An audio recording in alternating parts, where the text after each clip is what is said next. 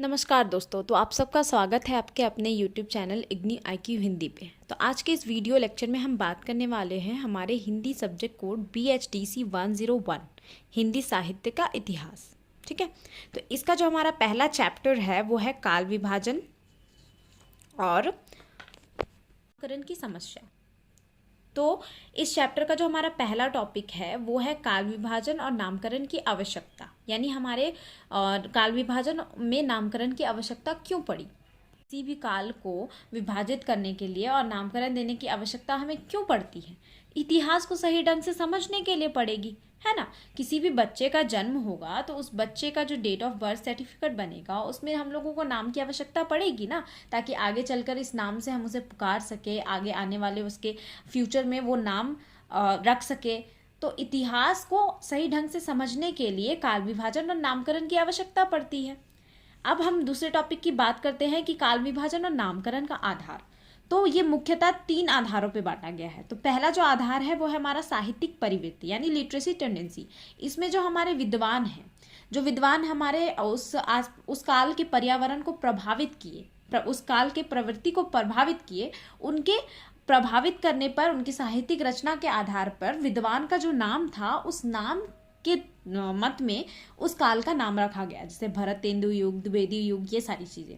दूसरा आ जाता है हमारी जो काल विभाजन और नामकरण का आधार रखा गया कि किस आधार पे हम काल विभाजन और नामकरण करें, वो है कि राष्ट्रीय सांस्कृतिक प्रवृत्ति। ठीक है, राष्ट्र सांस्कृतिक परिवृत्ति। तो इसमें जो आ जाएगा वो हमारा भक्ति काल आ जाएगा, रीति काल आ जाएगा, आदि काल आ जाएगा, मध्य काल और आधुनिक काल। ये सारी चीजें जो हमारे आ जाएंगे वो राष्ट्र सांस्कृतिक प्रवृत्ति के आधार पर काल विभाजन और नामकरण पड़ेगा हमारा। ठीक है, अब तीसरा जो आता है वो हमारा युगों की सीमा का निर्धारण करता है। ठीक है, जो मूल प्रवृत्तियां होती है जो शुरू होने के पश्चात हमारी मूल्य साहित्यिक चेतना बन जाती है उस दृष्टि से, तो उसके आधार पर हम नामकरण करते हैं। जैसे समय सीमा है तो समय सीमा के आधार पर हम नाम करते हैं, तो आरंभिक काल, मध्यकाल, ये आदिकाल, ये सारी चीजें का नामकरण किए। ठीक है, तो ये हुआ हमारा काल विभाजन और नामकरण का आधार कि किस आधार पे हम नामकरण और काल विभाजन करेंगे। अब आगे हम नेक्स्ट टॉपिक पे बढ़ेंगे, तो काल विभाजन और नामकरण की समस्या। तो अब हिंदी साहित्य में काल विभाजन करने के टाइम पे क्या क्या समस्याएं आई, ठीक है, क्या क्या बाधाएं आई, ये देखेंगे। तो जो पहला हमारी समस्याएं आई थी कि वो हिंदी साहित्य का जो हमारा काल विभाजन है, यानी काल विभाजन तो अलग चीज हो गया। ठीक है, काल विभाजन से पहले हिंदी साहित्य का हमारा प्रारंभिक काल क्या हुआ, ये विद्वान का कहना था कि पहले हमें ये तो पता चले, उसके बाद हम काल विभाजन करेंगे। तो पहला जो था वो हमारा क्या था कि हिंदी साहित्य का इतिहास कब से आरंभ हुआ है, ये हमारा पहला समस्या खड़ा हुआ। तो उस पे अलग अलग विद्वान आए, अलग अलग विद्वान अपने मत के अकॉर्डिंग पे ये नाम दिए कि हमारा हिंदी साहित्य का विकास इस समय से हुआ है।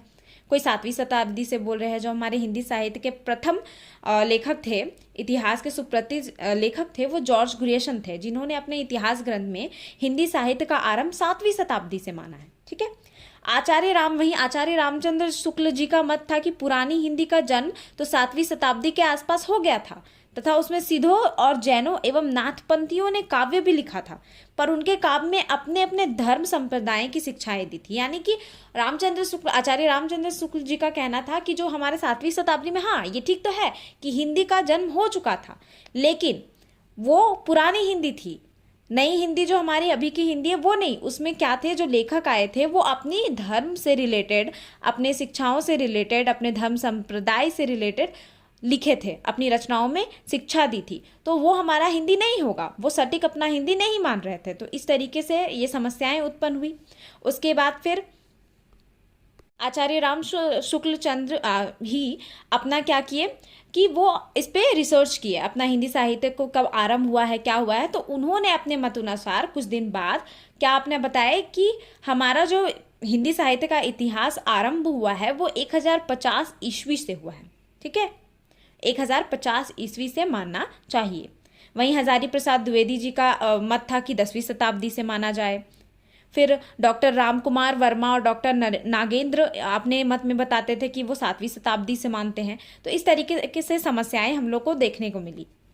सारे विद्वान अपने अपने मत तो दे दिए, लेकिन एक सटीक जो होता है कि कंप्लीट वहां पे पकड़ नहीं बन पाया कि हिंदी साहित्य का ये काल विभाजन कब से माना जाए, हिंदी साहित्य का इतिहास कब से माना जाए। तो सारे विद्वान अपने मत में एक प्रकार का बात बोले कि हमारे जो हिंदी साहित्य है वो प्रकृति के अनुसार हम लोगों को नामकरण देना चाहिए या काल विभाजन करना चाहिए, क्योंकि अगर प्रकृति के आधार पर हम नहीं करेंगे तो हमारी कुछ कुछ चीज़ें छूट जाएंगी। जैसे आचार्य रामचंद्र शुक्ल जी ने क्या किया था कि आदिकाल को उन्होंने वीरगाथा काल नाम दिया था। अब वीरगाथा काल क्या प्रतीक है कि वीरता का प्रतीक है, यानी वो राजा महाराजाओं की वीरता का गाथा का काल बताए है आदिकाल को। लेकिन उसमें जो श्रृंगारिक रचना थी, अलग अलग काव्य और थे जो वीरता से परे थे, हटकर थे, वो सारी चीज़ें विलुप्त हो जाएंगी। जैसे मान लीजिए, इसको एक एग्जाम्पल से समझते हैं, तो कि घर पे किसी बच्चे का जन्म हुआ और उस बच्चे का नाम हम खुशबू रखें, तो खुशबू क्या है कि महक बता रहा है, घर आंगन में उसके आने से महक हो गया। लेकिन उसमें जो अलग अलग प्रवृत्तियां और थी, निडरता थी, या फिर पढ़ाई में तेजस्वी है, या तेजस्वी बच्चा है, तेज है, ये सारी चीज़ें उसके विलुप्त हो जाएंगी। ठीक उसी प्रकार यहाँ पे क्या हुआ कि अलग अलग विद्वान बोले कि अगर हम उस बेसिस पे नाम रखेंगे तो वो चीज़ें विलुप्त हो जाएंगी। तो हम लोगों को ऐसा सटीक नाम सोचना चाहिए जो प्रकृति के आधार पर, पर्यावरण के आधार पर, प्रवृत्ति के आधार पर होगा तो सटीक होगा। तो ये सारी समस्याएं हुई और इसका निवारण इस तरीके से किया गया। अब हमारा क्या किया गया कि हिंदी साहित्य के जो विद्वान थे ये सारे अपने समस्याएं तो रखे, अपनी बात रखे। अब उन्होंने प्रयास किया कि काल विभाजन को हम विभिन्न तरीके से रखें, अपने मत के अनुसार उसका नाम दे और अपना काल विभाजन का बताए। तो जो हमारे हिंदी साहित्य का काल विभाजन का प्रथम श्रेय जाता है वो किनको जाता है? जॉर्ज ग्रियर्सन को। ठीक है, ग्रियर्सन के बाद आते हैं हमारे मिश्र बंधु, जिन्होंने ये काल विभाजन का अपना प्रयास किया कि इस अकॉर्डिंग होना चाहिए हमारा काल विभाजन, विभिन्न विभिन्न मत दिए। उसके बाद फिर आचार्य रामचंद्र शुक्ल, हजारी प्रसाद द्विवेदी, ये सारे लोग धीरे धीरे अपने प्रयत्न करके काल विभाजन करते गए। तो आइए हम देखते हैं कि उनके मत के अकॉर्डिंग काल विभाजन किस तरीके से किया गया। जो हमारे मिश्र बंधु थे उनके काल विभाजन में हम लोगों को 5 तरह के काल देखने को मिले। पहला था आरंभिक काल, दूसरा मध्य काल, तीसरा आलंकृत काल, चौथा परिवर्तन काल और 5वां वर्तमान काल। तो मिश्र बंधुओं ने जो काल दिए, जो विभाजन किए काल विभाजन, तो उनके काल विभाजन विभक्त होने के बाद उनमें स्पष्टता, मतलब होता है ना कि स्पष्ट रूप में काल विभाजन किया जाए, लोग उसको सही सटीक मान सके, उसके बजाय में लोगों के अंदर भ्रम पैदा हो गया, तो इसको सटीक नहीं माना गया। उसके बाद तो इनकी वो काल विभाजन को प्रधानता नहीं मिली। ठीक है, आगे इसके बाद जो विभाजन किया गया वो है आचार्य रामचंद्र शुक्ल के द्वारा किया गया। तो उन्होंने 4 पार्टों में विभक्त किया, हमारे काल विभाजन को 4 पार्टों में बांटा। तो पहला पार्ट जो था वो वीरगाथा काल था, जिसका उन्होंने शुरुआती दौर 1050 से 1375 ईस्वी तक बताया। ठीक है, उसके बाद उन्होंने दूसरा जो कहा वो भक्ति काल कहा, जिसका उन्होंने काल विभाजन किया 1375 ईस्वी से लेकर 1700 ईस्वी तक। फिर आया रीतिकाल, रीतिकाल का उन्होंने टाइम लिमिट दिया 1700 से लेकर 1900 तक। और फिर चौथा जो उनके हिसाब से था काल विभाजन वो था आधुनिक काल, जिसका उन्होंने 1900 से लेकर 1984 जो अब तक चल रहा है हमारे अकॉर्डिंग वो है। ठीक है, उसके बाद हजारी प्रसाद द्विवेदी जी का मत इसी तरह से आता है, वो वीरगाथा काल जो नाम दिए थे आचार्य रामचंद्र शुक्ल, उसी को आदिकाल ये नाम दिए। तो आदिकाल का भी इन्होंने ये भी मतलब वही आचार्य रामचंद्र शुक्ल जी जैसे दिए, इन्होंने उसका राउंड फिगर में सारा कुछ करके दिया कि 1050 से वो मान रहे हैं, तो हम लोग 1000 ईस्वी यानी 10वीं शताब्दी से 14वीं शताब्दी तक हम लोग आदिकाल का मान सकते हैं। मध्यकाल हमारा 14वीं से 17वीं शताब्दी तक आ जाएगा। फिर हमारा मध्यकाल को उन्होंने 2 पार्टों में विभक्त किया। आचार्य हजारी प्रसाद द्विवेदी ने 2 पार्ट में हमारे मध्यकाल को विभक्त किया। पहला था पूर्व मध्यकाल और दूसरा था उत्तर मध्यकाल। तो पूर्व मध्यकाल में भक्ति काल आता है, ठीक है, और उत्तर मध्यकाल में रीति काल आता है। तो इस तरीके से जो हम 4 काल पढ़ते हैं, आदि काल, भक्ति काल, रीति काल और आधुनिक काल, तो इसमें जो भक्ति काल और रीति काल है वो मध्यकाल का ही भाग है। तो इसमें कोई कंफ्यूजन आप लोगों को होना नहीं चाहिए। ठीक है, इस प्रकार सारे विद्वानों ने अपने अपने अकॉर्डिंग काल विभाजन किया।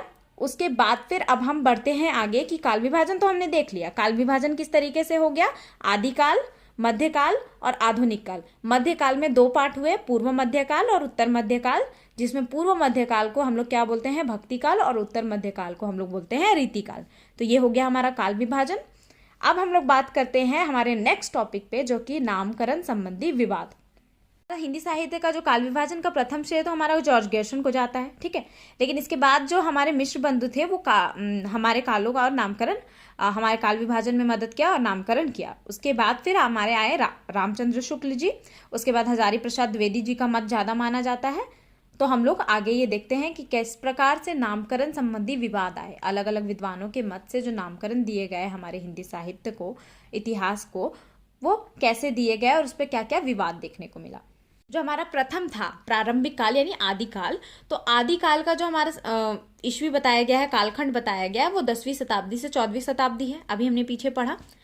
तो इसका जो था, जो हमारे इतिहासकार थे, विभिन्न इतिहासकार या विद्वान कहे, तो उनके अकॉर्डिंग जो नामकरण दिया गया है वो यहाँ बुक पे दिया हुआ है, तो आप सब देख सकते हैं। जॉर्ज ग्रेशम जो थे हमारे पहले प्रथम श्रेय जिनको जाता है, उन्होंने आदिकाल को क्या नाम दिया था? चारण काल। जो हमारे मिश्र बंधु थे उन्होंने क्या नाम दिया आदिकाल को? प्रारंभिक काल। फिर हमारे आचार्य रामचंद्र शुक्ल जी क्या नाम दिए हैं? वीरगाथा काल। आचार्य रामचंद्र शुक्ल वीरगाथा काल इसलिए नाम दिए हैं क्योंकि उस टाइम जो थे वो राजा महाराजा जब अपनी वीरता के लिए जाने जाते थे, तो उस टाइम जो राजा महाराजा अपनी वीरता के लिए जाने जाते हैं, इसलिए आचार्य रामचंद्र शुक्ल जी ने उस युग के अकॉर्डिंग उस काल का नाम, उस कालखंड को क्या नाम दिया? वीरगाथा काल। अब है हमारे हजारी प्रसाद द्विवेदी जो है वो नामकरण दिए आदिकाल, जिनको सटीक माना गया, ठीक है। भक्ति काल का आरंभ जो हमारा माना जाता है वो 14वीं शताब्दी से लेकर यानी 14 शताब्दी से लेकर 17 शताब्दी तक, मतलब 17वीं शताब्दी तक माना जाता है, ठीक है। 17वीं शताब्दी के मध्य तक, जो हमारे आचार्य रामचंद्र शुक्ल जी ने कहा था 1375 ईस्वी से लेकर 1700 ईस्वी पूर्व, ठीक है। इस कालखंड को माना जाता है भक्ति काल, ठीक है। तो आचार्य रामचंद्र शुक्ल जी, जो भक्ति काल का नाम आया उसका श्रेय, प्रथम श्रेय जाता है हमारे आचार्य रामचंद्र शुक्ल जी को। उसके बाद फिर हम पढ़ते हैं कि जो हमारा भक्ति काल था वो पूर्व मध्य काल था। मैं बताई ना कि मध्य काल को दो भागों में विभक्त किया गया था, एक पूर्व और एक उत्तर मध्य काल में। तो जो हमारा पूर्व मध्य काल था वो हमारा भक्ति काल था, जिसमें हम लोगों को प्रमुख प्रवृत्ति क्या? भक्ति पूर्ण रचनाएं देखने को मिलती है। अब हम बढ़ते हैं हमारे रीतिकाल में। तो हिंदी साहित्य के उत्तर मध्यकाल का समय जो लगभग 1623 ईस्वी यानी 1700 के आसपास का ईस्वी हम लोग मान सकते हैं। 1700 ईस्वी से लेकर 1900 ईस्वी तक हम इसका कालखंड मान सकते हैं रीतिकाल का, ठीक है। तो रीतिकाल का जो नाम दिया गया था वो विभिन्न विद्वान रीतिकाल को भी अलग अलग नामों से बुलाते थे। तो इतिहास मिश्र बंधु ने रीतिकाल को क्या नाम दिया था? अलंकृत काल, ठीक है। जो हम लोग पढ़े थे काल विभाजन में, मिश्र बंधु जो काल विभाजन किए वो 5 तरीके से किए थे, जिसमें एक अलंकृत काल था, वो रीतिकाल का नाम पर उन्होंने अलंकृत काल रखा था। फिर आचार्य रामचंद्र शुक्ल जी ने रीतिकाल ही कहा है। रमाशंकर शुक्ल ने कलाकाल नाम दिया है रीतिकाल को, और विश्वनाथ प्रसाद मिश्र ने श्रृंगार काल कहा है रीतिकाल को, ठीक है। अब हम लोग बढ़ते हैं हमारे मोस्ट इंपॉर्टेंट टॉपिक आधुनिक काल पे। तो आधुनिक काल का आरंभ हमारे मध्यकाल में भिन्नता जब आने लगी, जब मध्यकाल में उत्तर मध्यकाल और पूर्व मध्यकाल, भक्ति काल और रीतिकाल का समय खत्म होने पर आया भारतीय विद्रोह। 1857 का भारतीय विद्रोह जब शुरू हुआ, तो उस टाइम जब लोगों के दृष्टिकोण और विचार बदले, ठीक है, सांस्कारिक लोग जो थे वो अलग अलग तरीके से सामने आए, अपना स्थिरता या रूढ़िवादी सोच लेकर, ठीक है, और रूढ़िवादी कारण के कारण जो समय आरंभ हुआ उसको हम लोग आधुनिक काल का नाम देते हैं। 1857 ईस्वी का विद्रोह मध्य युग की जड़ता की समाप्ति और आधुनिक युग का आरंभ उद्घोष था। यानी 1857 ईस्वी का जो विद्रोह था उसकी जो जड़ता थी और संपत्ति थी, जो वाद विवाद हुए, उसके बाद का जो समय हुआ वो हमारे आधुनिक युग का प्रथम क्या हुआ? कालखंड माना गया है, ठीक है। अब आधुनिक काल को 7 चीजों में विभक्त किया गया है। तो आधुनिक काल को 7 खंडों में कैसे बांटा गया है? पहला तो है भरत तेंदु युग, दूसरा द्विवेदी युग, तीसरा छायावाद युग, चौथा प्रगतिवाद, 5वां प्रयोगवाद, 6ठा नई कविता और 7वां समकालीन कविता। इस पुस्तक में समकालीन कविता का वर्णन नहीं है, तो समकालीन हम लोग नहीं पढ़ेंगे। अब जो आधुनिक काल था वो गद्य और काव्य खंड 2 भागों में बांटा गया था, ठीक है। यानी इसमें गद्य साहित्य भी हम लोग को मिलता है। इससे पहले जो पूर्व सारे काल थे उसमें हम लोगों को काव्य रचना देखने को मिलता है, बट ये आधुनिक काल गद्य काव्य भी था, मतलब गद्य रचनाएं भी इसमें मिलती थी और काव्य रचनाएं भी मिलती थी, इसीलिए इसको 2 खंडों में बांटा गया, एक गद्य और एक काव्य खंडों में, ठीक है। जो हमारा काल विभाजन किया गया आधुनिक काल का, तो जो प्रथम था वो भरत तेंदु युग था, जिसको हम लोग पुनः जागरण काल भी कहते हैं, जिसका अर्थ होता है फिर से जागना। तो इसका कालखंड बताया गया है 1857 से लेकर 1900 तक। ठीक है, इस काल का जो कालखंड बताया गया है पुनः जागरण या भरत तेंदु युग का, वो बताया गया है 1857 से लेकर 1900 ईस्वी तक। जो ये भरत तेंदु युग था, इस टाइम पे राज सांस्कृतिक चेतना का जन्म हुआ था। बहुत सारे विद्वान इसमें अपने तरीके से राज सांस्कृतिक चेतना का जन्म किए थे, जैसे इसमें थे दयानंद सरस्वती जी, विवेकानंद आदि के कारण बहुत सारे क्या हुए, नवीन राष्ट्र सांस्कृतिक चेतना का जन्म हुआ। तो इसीलिए इस काल का नाम रखा गया भरत तेंदु काल और पुनः जागरण काल, जागरण सुधार काल इसको कहा गया है। ठीक है, द्विवेदी युग में आपको ऐसा बात है कि द्विवेदी जी का जो महावीर प्रसाद द्विवेदी जी के नाम पर द्विवेदी युग का ये कालखंड माना गया है, काल विभाजन किया गया है उनके नाम पर। उन्होंने अपनी रचनाओं में अलग अलग तरीके का ये किया था कि उनकी रचनाओं में हम लोग को प्रथम बार खड़ी बोली का प्रयोग देखने को मिला था। जिस प्रकार भरत तेंदु हरिश्चंद्र जी अपने हिंदी साहित्य की एक दिशा दिखाई, उसी तरह महावीर प्रसाद द्विवेदी ने भी हिंदी भाषा को परिष्कार, एक सजावट के रूप में लोगों को सामने दिखाया, एक सजावट के रूप में लोगों को दर्शाया उस चीज को। तो इस काल का नाम रखा गया द्विवेदी युग। काल में बहुत सारे सुधार किए गए और इस सुधार में जो जागरण की दिशा की और प्रगति हुई, तो इस कारण भी जो जागरण सुधार के नाम पर हुआ, तो इसका नाम रखा गया जागरण सुधार काल। लोगों ने जो चेष्टा की अपने को संस्कृतों को गौरव प्रदान करने की जो चेष्टा की, तो ये क्या था, एक तरीके का जागरण सुधार काल था कि हम लोग सुधार करेंगे अपने ग्रंथों में, अपने साहित्यिक रचनाओं में। हम लोग दूसरों के धर्म को क्यों पालन करें, हम लोग अपने धर्म को पालन करेंगे।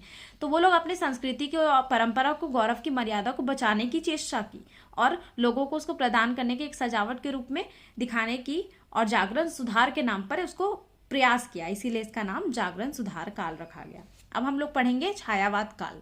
छायावाद काल का जो माना जाता है वो हमारा 18 ईस्वी के बाद इसका जो वर्णन देखने को मिलता है। इसमें जो हमारे प्रमुख लेखक मिलते हैं, विद्वान कवि मिलते हैं, वो है जयशंकर प्रसाद निराला, सुमित्रानंद पंत, महादेवी वर्मा। ऐसे प्रमुख कवि हम लोग को इस युग में देखने को मिलते हैं छायावाद काल में। ठीक है, तो छायावाद काल में जो बेसिक रचनाएं हम लोग को देखने को मिलती हैं वो हिंदी साहित्य के रोमांटिक उत्थान यानी रोमांटिसिज्म कविता देखने को मिलता है। महादेवी वर्मा के हम बहुत सारे कविताएं देखेंगे जिसमें उन्होंने कविता में एक प्रेम पत्र के तरीके से प्रस्फुटित किया है, विकसित किया है, प्रकट किया अपने भावों को। ठीक है, अब हम लोग देखेंगे प्रगति या प्रयोग काल।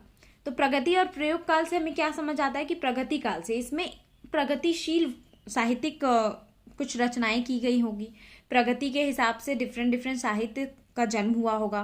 ठीक है, साहित्य धारा जो हमारे नवीन सामाजिक चेतना से युक्त जिस साहित्य धारा का जन्म हुआ है उसे प्रगतिवाद संज्ञा दी गई है।